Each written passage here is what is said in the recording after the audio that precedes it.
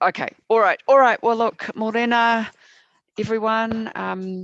A very warm welcome to today's Pūroro Āmua Planning and Environment Committee, e tū for the karakia.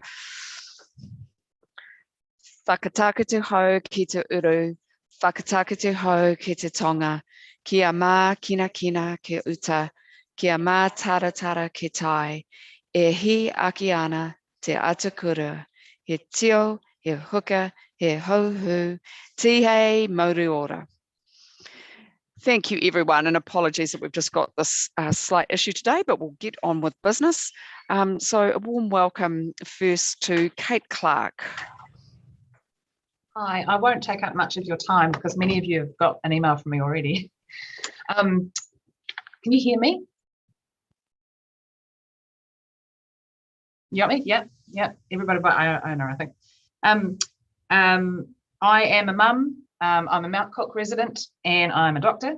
I have had experience of what 50 kilometres an hour do on residential streets, having witnessed my son's friend being knocked over by a car, ironically just before we were the diversion, not while we were the diversion, because when we had workmen on the street, the speed limit went down to 30 kilometres an hour. When we only have children and families, the speed limit is 50 kilometres an hour. I'm sure I'm preaching to the choir. The chances of fatality at 50 kilometres an hour for a pedestrian, and that's an adult pedestrian, is 40%. For a child, God knows how high that is. At 30 kilometres an hour, it goes down to 5%. Active transport and having people on the streets is what makes fantastic communities. And the public expect it to be safe to travel at the speed limit that it is posted. So the poor man that hit Malachi was doing the legal limit.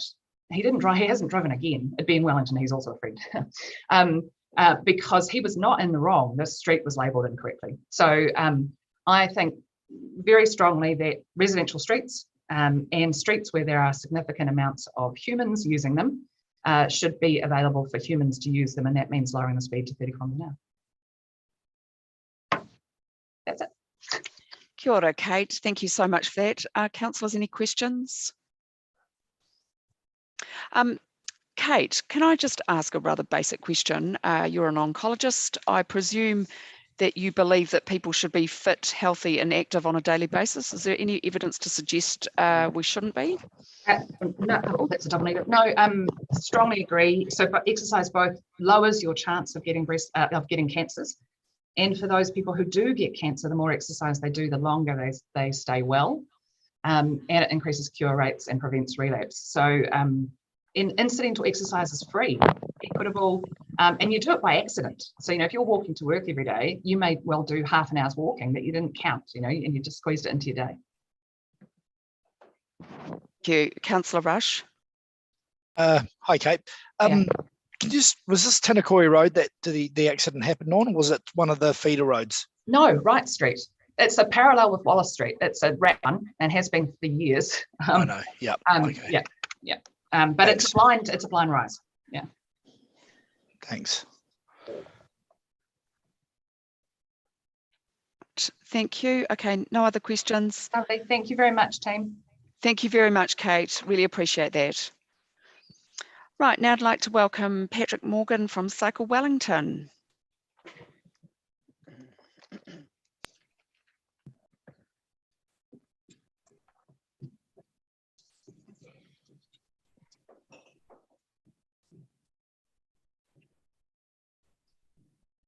Good morning, councillors. Lovely to be here on a lovely Wellington day. I'm going to talk about safer speeds, but first I'd like to introduce you to Andrew. We'll talk briefly about Tinakori Road. Thanks. Yeah, I guess I just want to say that I'm incredibly excited about the Botanic Gardens to waterfront transitional cycle route, and not particularly excited about the changes that are being proposed to retain parking along Tinakori Road as the officer's response to the petition that's been received. One of my absolute favourite things in the world is to bike with my 4-year-old niece. We've got a shotgun seat that goes on the front of the bike, and I challenge anyone to find a more concentrated sense of joy than riding along with a 4-year-old singing Old MacDonald Had a Farm. And for me personally, I'm very happy riding down Glenmore Street and Tēnā Koe Road and Bowen Street into town at the moment, but the network isn't being built for me. It's being built for people who are less confident. It's being built for kids to let people who aren't currently riding feel safe on the roads. And for me, the retaining of parking along Tēnā Koe Road, that would be the difference between feeling safe riding along there with my niece on my bike and not feeling safe. And I think that that would be the case for a lot of people that are less confident. I think that the concerns that have been raised around parking, especially residence parking, but also short stay parking for the shops there, are genuine and valid. But I think that there's a way to manage that is in line with the council's parking policy that's been adopted, that is in line with the bike network plan and the bus priority action plan, particularly on the side streets, basically. With careful management of residence parking, I believe the count that I've done, it shows that it should be possible to find about 6 short stay parks on St Mary's Street if there's one park per house that doesn't have off-street parking allocation on that street for residence parking. Yeah, that's basically my point. I think that it's parking along there, it wouldn't be safe for those less confident cyclists to bike. And I think if you're going to put that transitional cycleway in to get those people, mode shift, all those really important things that I know the council supports, I think that it would diminish that and weaken that. So encourage you to manage the parking on the side streets rather than retain them on the arterial route. Thanks, excuse me. Thanks, Andrew. I'm going to talk about your proposals to set safe speed limits in Wellington City. We know that bike lanes is a really important tool to separate fast-moving, busy traffic from people on bikes and scooters. But setting safe speeds is also an amazingly effective tool. So, you know, Wellington has a lot going for it. Lots of people are using the bus and train and walking and cycling. But as people who cycle can tell you, it's scary having to ride on a mixed traffic lane with fast and busy traffic. It doesn't have to be that way. Previous councils have made choices to set speed limits, and today, with your votes, you can make a different choice that puts people first. Every road traffic expert will tell you the simple physics of speed is that a 30 km/h speed is the right default speed for residential and shopping streets. This also aligns with your parking strategy too, about the use of road space in the city. We know that higher speeds increase both the effect of a crash and the likelihood of a crash. So we can reduce the frequency of crashes by setting safe speed limits. Research from Australia shows that speeding is just as dangerous as drunk driving. We don't accept drunk driving, therefore we should not accept unsafe speeds on our streets. So I would say too, there's strong public support for safe speeds. You know, you just need to pick up the Dominion Post. You'll see everyone from the Dutch ambassador to business owners to parents in Newtown are in favour of redesigning our streets to make sure that people's safety is their priority here. We also noticed that speed limit is usually not the defining, it doesn't set how long your journey takes. It's traffic conditions, traffic lights that sets the duration of your trip. So vehicles can travel a similar distance with lower speed limits. We also note that on arterial roads, where you'd expect to find bike lanes, according to your Pāniki plan, speed limits may be higher on those streets.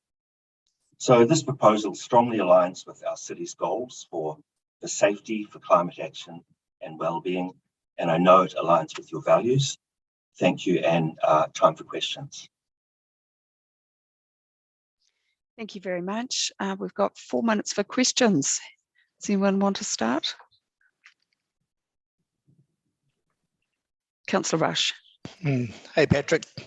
So we've had 50 kilometres as being the standard since ever I can remember, I suppose. Where's the evidence that 50 kilometres is unsafe? I mean, I get the physics as you've mentioned, but I'm just a little bit short of for example, crash data showing that that cycling in Wellington is unsafe? Sure. I mean, this is not just about cycling. This is about all road users, whether you're on foot, on a bike, a scooter, or in a motor vehicle. You know, the council paper that your staff have produced covers the evidence pretty well. I've also got this from ACC, Downward Speed, which also presents the evidence pretty clearly. I can leave a copy if you like. It is basically physics, I'm afraid, Sean. So yeah, the faster the speed, the bigger the mess, the small kinetic energy in a collision. What we also want to do is reduce the likelihood of crashes. So setting 30 kilometres an hour as a safe speed limit means that crashes are much less frequent.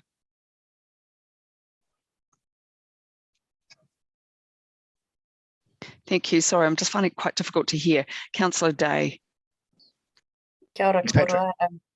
Thank you very much for sharing with us.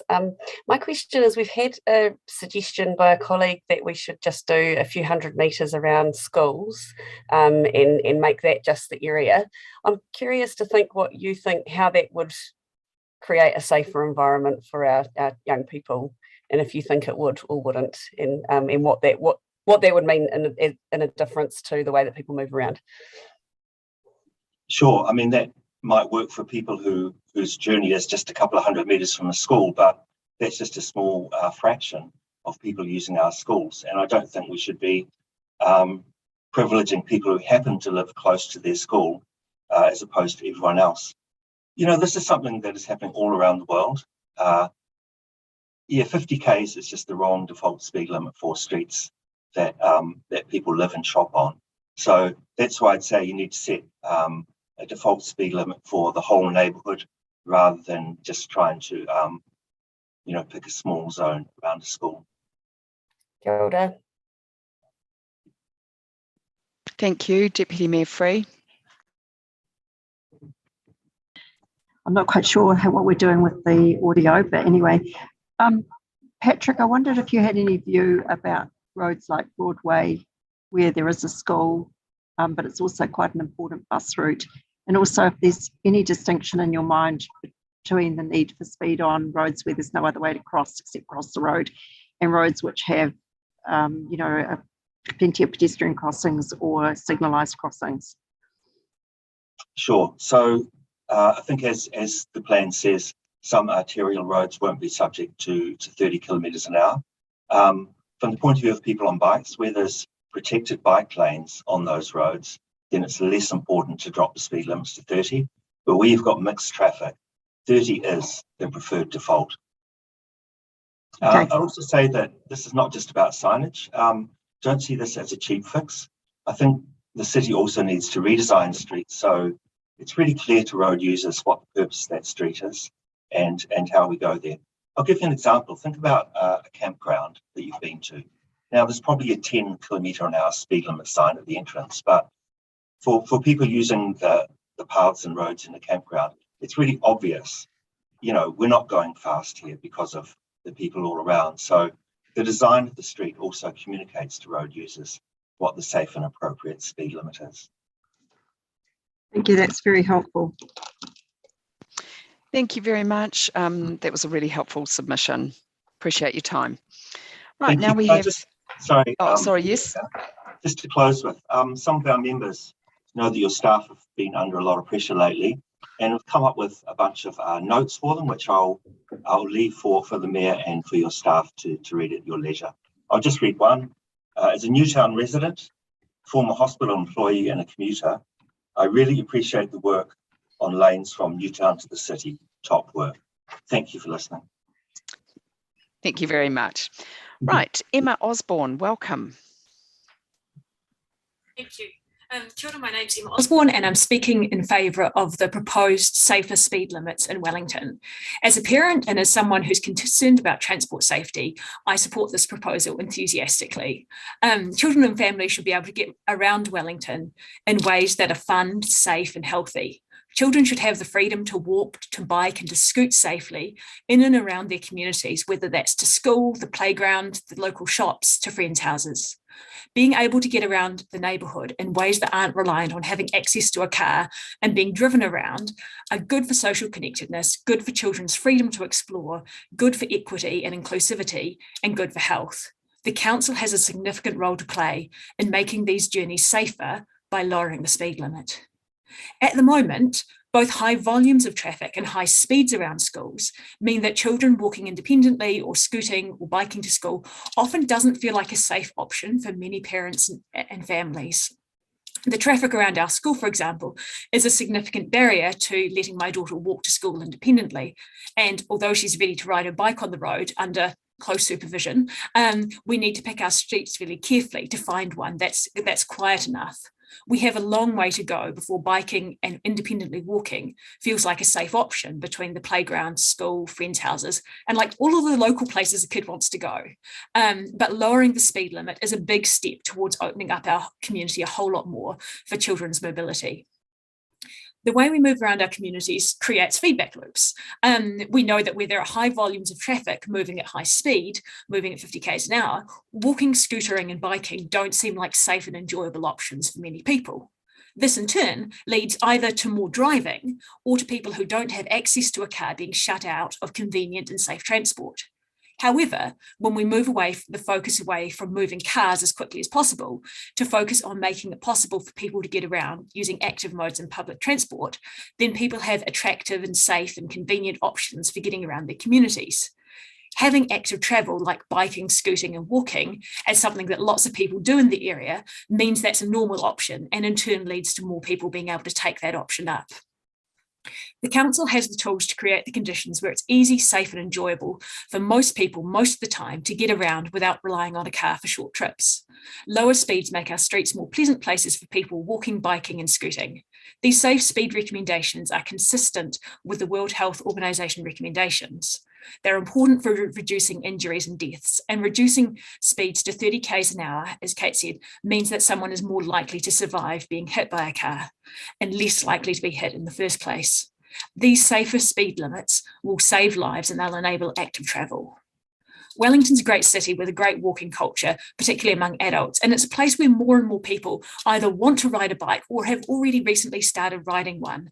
Our city can be a place where walking, scooting and biking are easy, quick and fun ways to move around and do everyday tasks like shopping, getting to and from work and taking kids to school.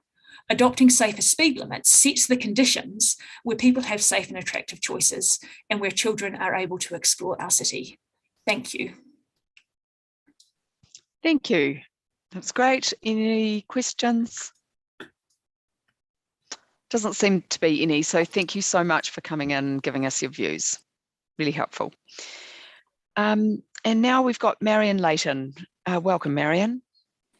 Kia ora everyone, hope you can hear me. I do feel it's a bit like Groundhog Day. Here I am again having a chat with all of the councillors about traffic safety and traffic health. I'd like to think that these messages have got through, and it was great to see my colleague Kate, who's one of our cancer specialists, on earlier on talking about the difference that active transport and getting around the city actively makes it to your chance of developing cancer and your chance of surviving cancer.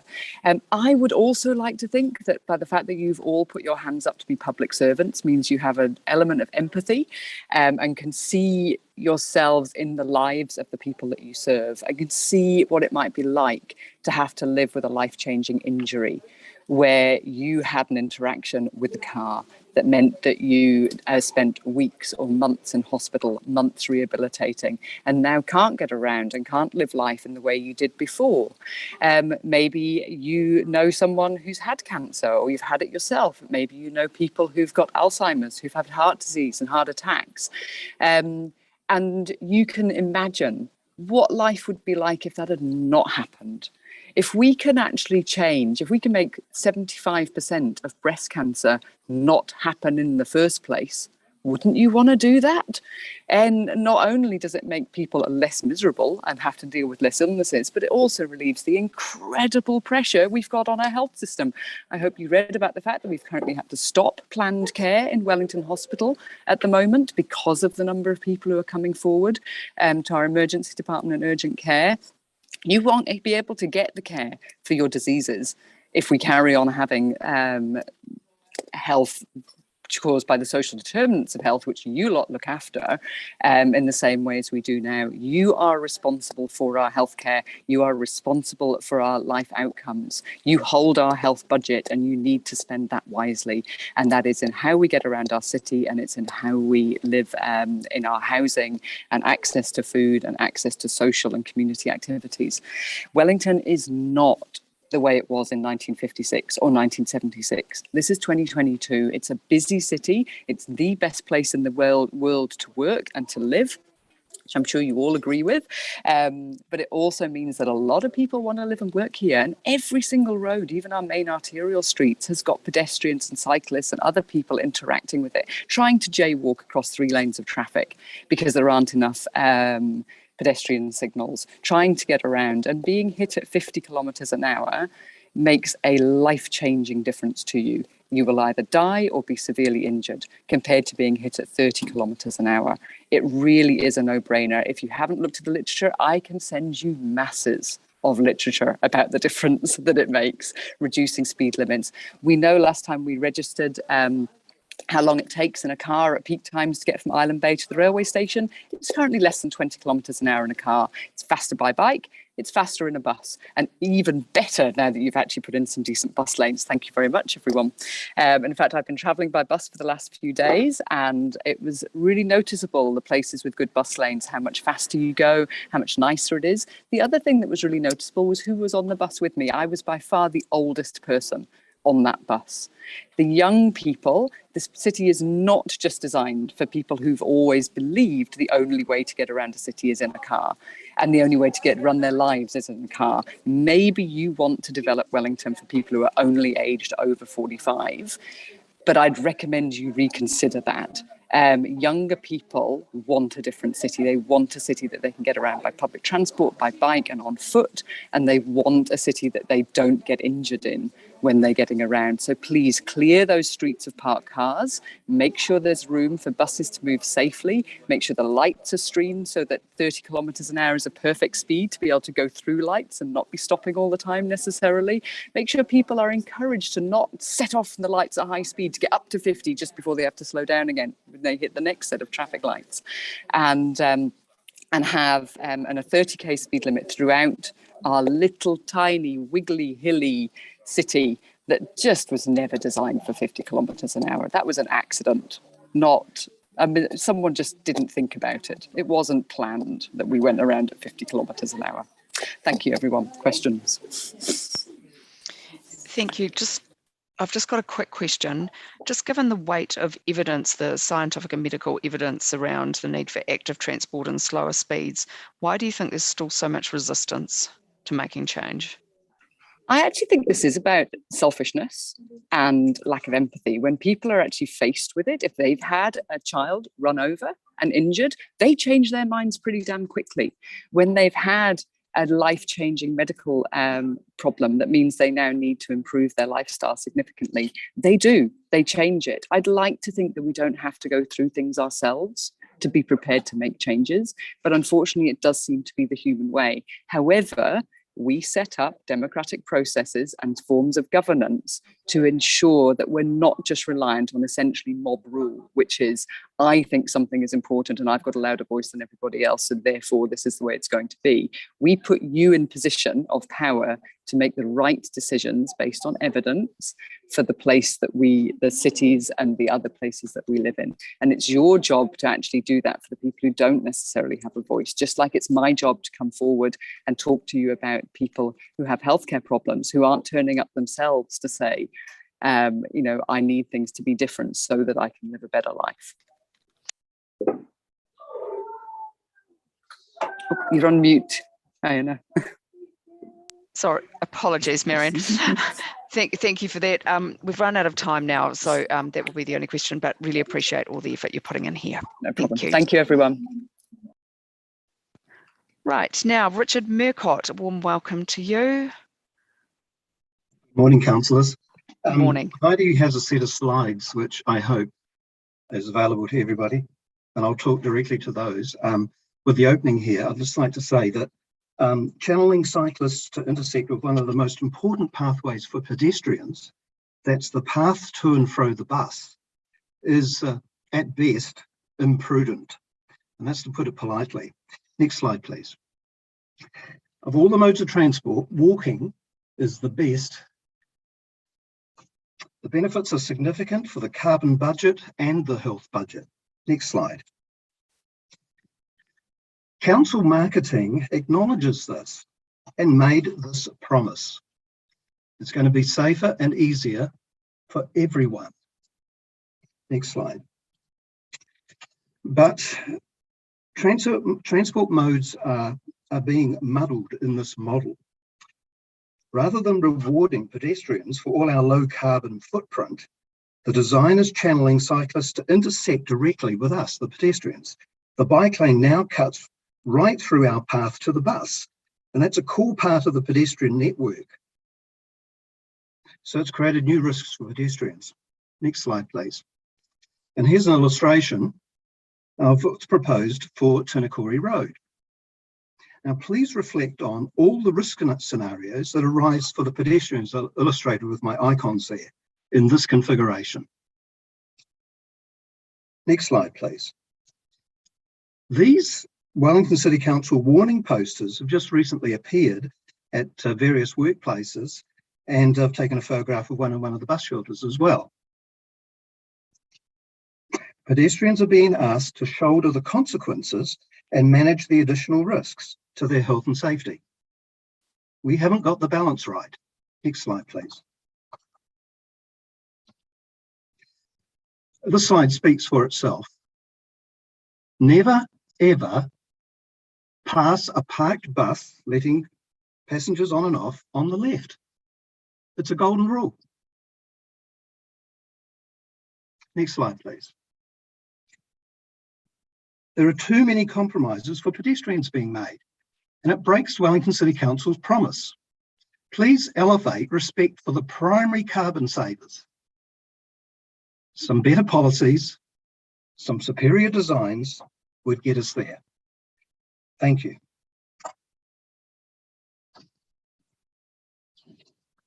Thank you, Richard. That was a great submission. Any questions, councillors?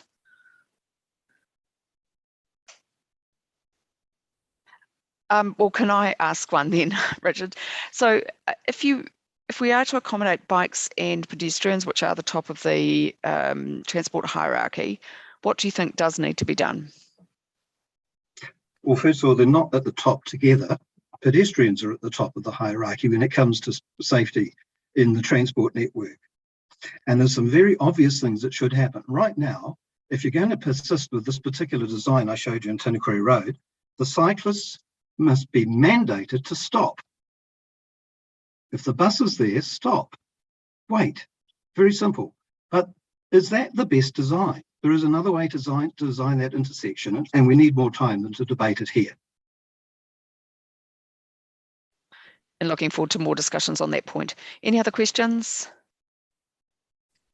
Okay, now, well, thank you very much, Richard, for all the work that you've been putting into this issue too. Really appreciate it. Thank you. Thank you. Right, now we've got Henry Lockhart. Warm welcome to you, Henry.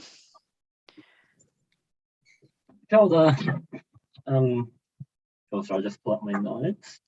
So I'll just speak quickly to the cycle thing, and then I'll move on to speed stuff. So Sorry, could you just? Yeah.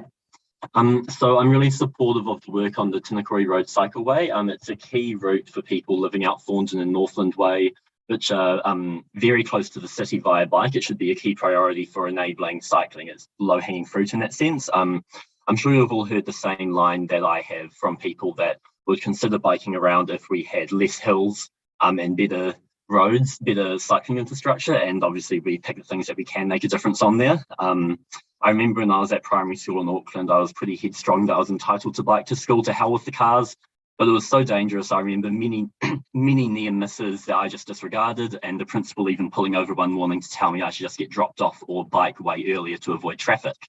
A safe cycle route will allow so many more people to seriously consider cycling and would reduce the risk to these people too. I noted that reading the report that the council commissioned, there were even the I guess the disruptive effects on people could be mitigated quite significantly. And if we're at the point where in meeting our climate obligations where we can mitigate risks down very low, I see that as low-hanging fruit. That should be really, easy pickings for us, because we're not going to be able to just do things that don't cause disruption. This should be a relatively easy thing to progress, in my opinion. Onto the speed, the report makes it clear that we can't just reduce school speeds and be done with it. I saw a section that said options 2A and B are not recommended as the preferred option because they do not reduce safety risks sufficiently. Schools are obviously a particularly compelling place for speed reductions, but for the same reasons that streets should be safe for the people who use them, I think all streets in Wellington that are busy with pedestrians in particular, but in general, that's really hard to, I think, to cherry pick. I think you have to take a quite broad approach. They should all be safe for the people who use them. We know that school students aren't going to use crossings 100% of the time, and in reality, the ability to pop across the road is quite important for lots of people, not just school students, as proper crossings are often few and far between, especially including in busy residential areas. For example, on the terrace, there's a long stretch of road with lots of flats, multi-unit dwellings, and halls of residence where I live and work as a residential advisor. Students pour down that road to get between City and the Calvin campus all hours of the day, and people make unsafe dashes across the road all the time because that's just what people do when roads don't make it easy for people. I get particularly worried when tipsy 17 and 18-year-olds who I feel responsible for run across the road to town between cars going 50 k's an hour, as I definitely used to do as well and probably still do. This isn't just a few people, it's most people. Most people can't be bothered walking halfway up a hill to cross using two separate crossings just to double back down the same hill on the other side. People are just going to cross, regardless of how safe it is to an extent. I had a chat with a council engineer who very kindly walked along the terrace with me, and the key takeaway I got from that was that there are a whole lot of fiscal and practical reasons why we can't have all the perfectly safe crossings that we'd love to have in a perfect world. We of course should pursue opportunities for improved crossings and safety in different ways, but the reality is that reducing speeds on roads is the easiest way to improve road safety. And I think the evidence that's been mentioned prior and also is in the report articulates this, like you said, the physics around that really, really well. I don't think we can cherry pick streets to reduce speeds on. Almost all streets have cars and pedestrians, and we shouldn't just assume that they should be prioritised for cars. That's all I've got prepared. Happy to take questions. Thank you. Very clear submission. Any questions, councillors? Okay, doesn't look like it, but great to hear from young people and really what you need. Thank you so much. Yes, thank you. Have a good day. You too. Right, now we've got Mark Hyundai. Warm welcome to you from Āmua Media.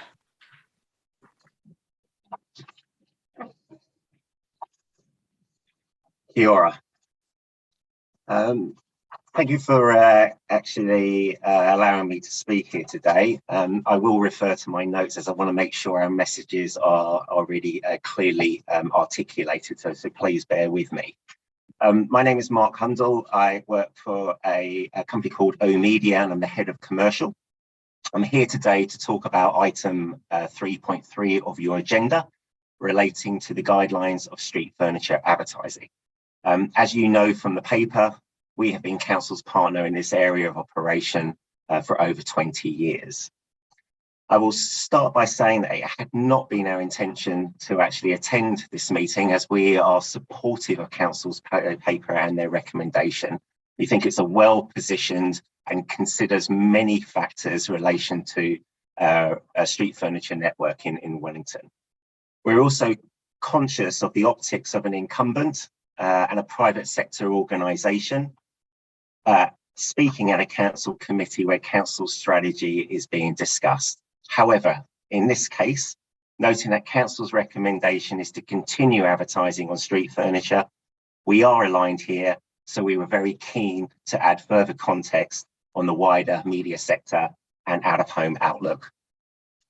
So with this in mind, I'm just going to talk briefly on 3 points: the wider media and out-of-home environment, how out-of-home has supported community engagement and civic value delivery, and finally, I just wanted to touch on the implications if the continuation supporting of street furniture advertising is in the public domain is not continued. So firstly, Out-of-home advertising has experienced significant growth over the last 7 years. The sector has seen 66% increase over that time, with key drivers being innovation through digitisation, growing audiences due to urbanisation, and the challenges of traditional media, for example, the decline of TV viewing and terrestrial platforms. Despite the impact of COVID on the out-of-home market, confidence is back and the sector is near to full recovery, with analysts like PwC forecasting growth of 13.1 CAGR over the period 2020 to 2025. A healthy sector means more opportunities for investment, and we know that council's forecasts of net present value of 31 million over the next 20 years from street furniture advertising is, as outlined in your paper, is deemed by our assessment to be a conservative one. In fact, as a growing sector, out-of-home is attracting further investment and will continue to do so in the near and long term. The second point I wanted to kind of note relates to the civic value delivery beyond the capital and operational investment in public transport infrastructure. O has a bus and pedestrian shelter network of 2,000 assets nationally, which are capable of delivering advertising, with over 240 of these located in Wellington. This network offers opportunities to both commercial advertisers and community organisations to convey their messages. O has many examples of its community relationships and partnerships, but given the time constraints, I just wanted to call out 3. O has a long-standing partnership with Youthline, supporting their fundraising goals and their awareness programme dealing with teen mental health. Urban Art on Lambton Quay is a collaboration between Wellington City Council, O Media and the Urban Art Foundation, bringing art out of the basement archives and onto the streets of Wellington for all to enjoy through the use of our digital network. Art in the Hood partners with local schools to use the bus shelters as a canvas for students' creativity. Previous campaigns have focused on building awareness of public transport usage, sustainability, and a hot topic for this discussion. This year's subject will be the important topic of road safety. In the future, there will be more opportunities to support council's directives using street furniture network. For example, the integration of wayfinding and real-time passenger information into shelters, the support of civil defence and the police with the ability to take over our digital screens in cases of life-threatening emergency to convey urgent messages and directions to the public. This can be done in minutes. Lastly, supporting Wellington City's communication and events programme with the use of our digital network for dynamic targeting of council messages to bespoke audiences, whether those are to residents, domestic or international tourists, or local businesses. Advertisers value the network and the opportunity it delivers to convey their messages to the public. Council have the same opportunity to leverage the benefits of our platform. As my GM would say, this is a modern day town crier. Lastly, I just wanted to note that while Council is looking to support the continuation of advertising in the public realm, we wanted to highlight the potential effects if this was no longer an option. As noted previously, out-of-home is estimated to grow at pace, with future demand forecast to be strong. If the present balance of out-of-home in the public and private sector changes to 100% private, based on the current asset levels, there is not enough advertising inventory to service the demand. It is therefore logical to assume that an period of extensive investment would take place in order to meet this demand. Short term, we see this as being delivered by fly postal organisations who do not require resource consent to install signage which is less than 20 metres squared. Long term, large format billboard operators will install more units on private land and on private buildings once resource consent is navigated. As a result, we see there to be a higher density of advertising in the CBD locations. At the same time, council will lose control of advertising category restrictions, for example, gambling and alcohol advertising. We know that private out-of-home companies are only governed by the Advertising Standards Authority. And all of this increased investment in the private sector will be delivered without a need to support council's civic value. So just to wrap up, again, we thank you for this opportunity to speak here today, and we hope we provided a bit more context in relation to council's recommendation to continue street furniture advertising in the public realm. Council have benefited from both the structure, infrastructure, and any income from this unique private and public sector partnership, and should expect to gain greater value delivery over the next contract. As well as supporting council's sustainability goals by providing and maintaining public transport infrastructure, there exists many more civic value opportunities that can be delivered through the continued partnership, whether this relates to public safety, community engagement, or support for council messages or council-controlled organisations. Continuing with street furniture advertising in the public realm will not only allow council to reap the financial benefits of this partnership, but also enable council to play a role in how out-of-home grows within the city through the control of its deployment of infrastructure, its future design, and the future advertising categories promoted. O hopes to be successful in renewing its contract with council, but regardless of tender outcomes, we believe the out-of-home sector has and will continue to deliver great civic value to council, and it has an opportunity to support council's goals and aspirations for its community well-being. Ngā mihi te owa. Thank you. Thank you very much, Martin. Oh, bit of feedback there. Sorry, apologies for that. We're just still working out our technology. Okay. And apologies for mispronouncing your name. I just read that's okay. That's no problem at all. Okay, so we've got two questions from Deputy Mayor Free and Councillor Paul. Thank you. Okay. Thank you. I hope we can use these now. Thank you for that very interesting presentation. But I'm just wondering, we have got quite a list of suggestions of restrictions. Yes. How comfortable are you with those? Are there any that you think are particularly necessary or unnecessary? Look, there's, I mean, from our approach, we obviously realise that we work in the public realm, so there was more considerations for that. And it's a bit of a parody here on the fact that actually, independent of council's decision to restrict advertising content, there will still be, the private sector will be able to kind of promote those sectors. That said, you know, we are supportive of many of council's recommendations. Our only comment would be is whether or not there's an opportunity for us to help educate advertisers so that any kind of changes to the way they promote their products in certain categories, as well as having an impact in the public realm, it would also have a flow-on effect to the private sector.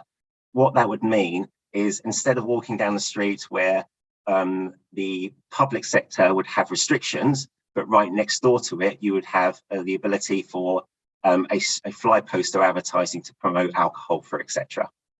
So by actually helping to kind of educate advertisers and working with council in order to get their messages in a way that actually meets everybody's requirements, that could have a potential knock-on effect into the private sector as well. Thank you, Councillor Paul. I was just wondering what kind of internal processes you had at Media to prevent, I guess, bigoted or kind of hate speech type advertising and billboards that we sometimes see popping up around the place. Absolutely, absolutely. Now, off the top of my head, we deal with in circa around about 20,000 items of creative on an annual basis. All of that creative is looked at for compliance through our content management team. Any issues that they have are escalated to the senior management team at O, and more importantly, they are escalated to me as the relationship holder with our commercial partners.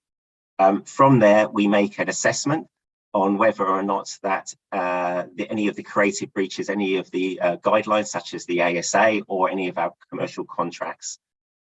We also, in some situations, will liaise directly with the commercial partner to show them what creative is potentially being going to be displayed on the network, because sometimes creative kind of borderlines that kind of grey area.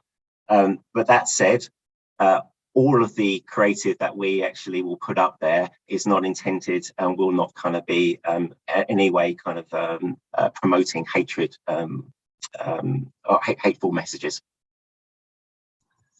Thank you very much. We've run out of time now, but we really appreciate you coming along today. And of course, you're welcome to watch the debate later. Fantastic. Thank you very much. Appreciate your time. You. And now we've got Keith Hutton. A warm welcome to you. Kia ora. Kia ora koutou.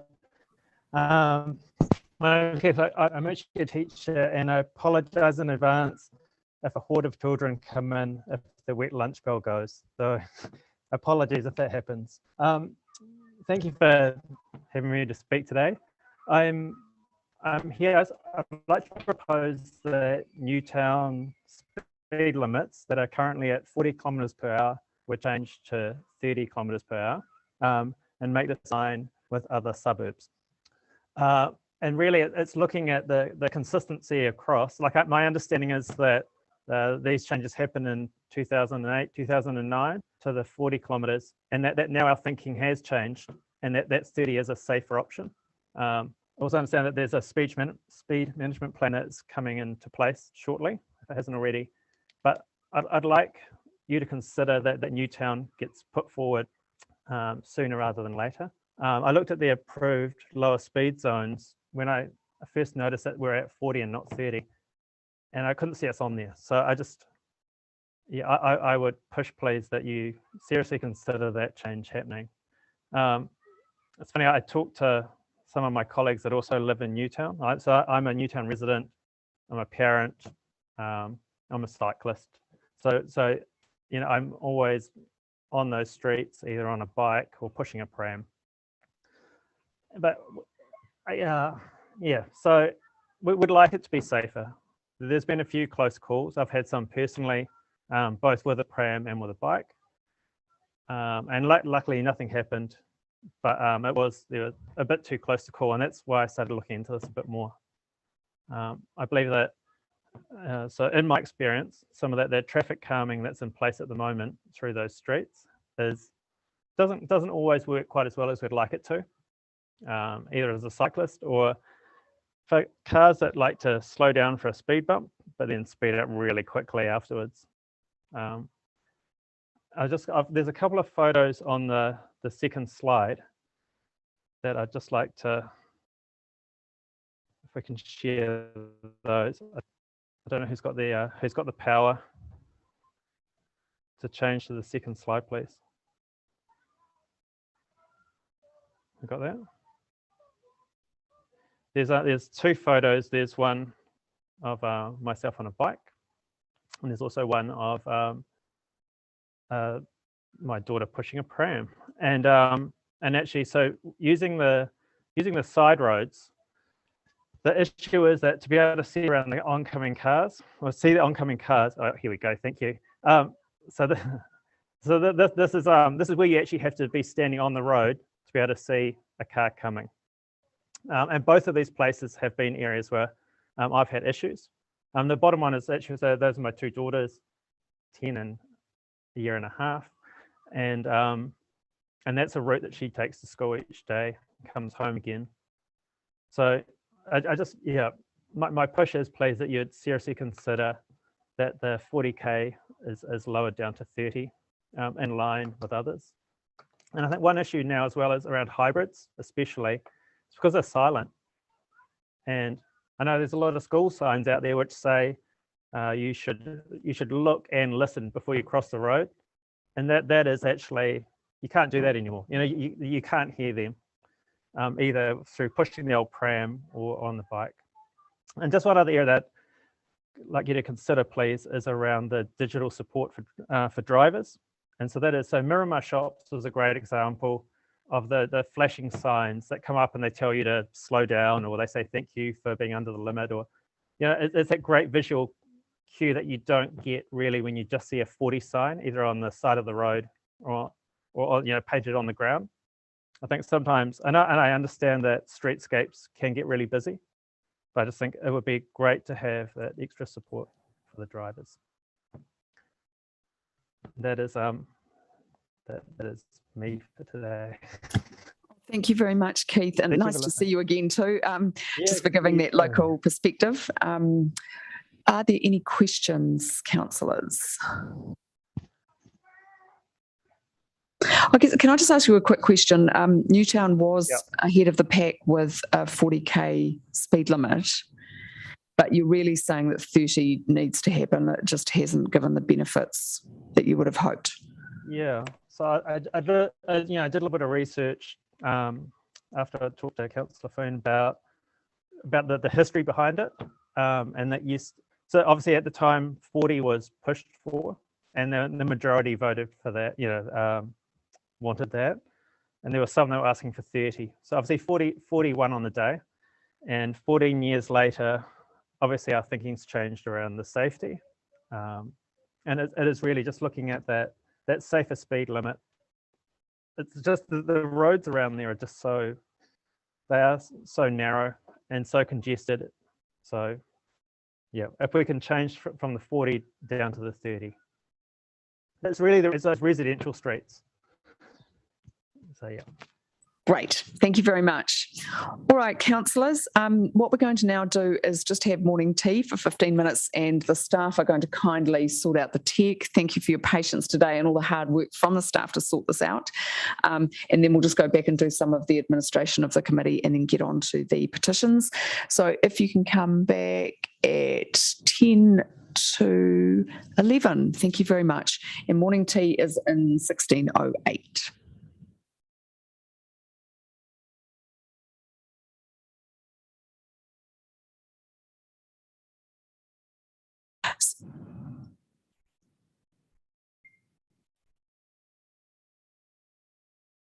Sorry, Terry, I can't quite hear you. Oh, it's not.